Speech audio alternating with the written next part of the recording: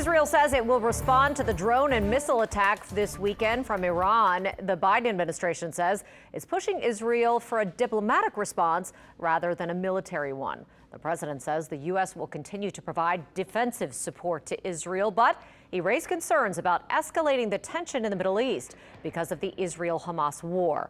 Closer to home, the call for peace is growing louder. Lily Cummings shows us how the violence is personal for some locals.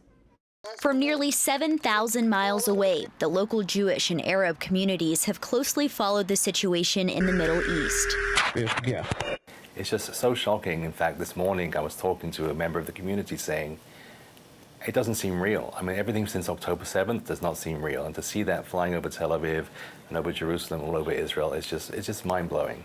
I have family there. Robert French, CEO of New Orleans Jewish Federation, says watching Iran's attack on Israel was frightening. Iran launched hundreds of missiles in response to Israel's airstrike on Iran's consulate earlier this month, a sign that tension is growing across the region. There's a deep sense of shock, of worry and concern. After this weekend's escalation, French was grateful to see the U.S.'s solidarity. To see the U.S. and its allies stand by side with Israel sends messages.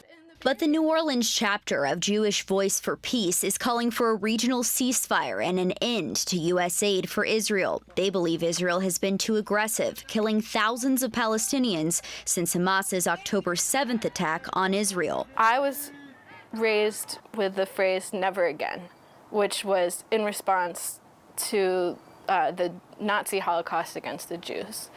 And what we've seen taking place for the last 6 months is a genocide on a scale that I have not witnessed in my lifetime. And all of us need to be paying attention. Now, as Iran and other countries get involved, these New Orleanians are left to watch and wait. Lily Cummings, WWL, Louisiana.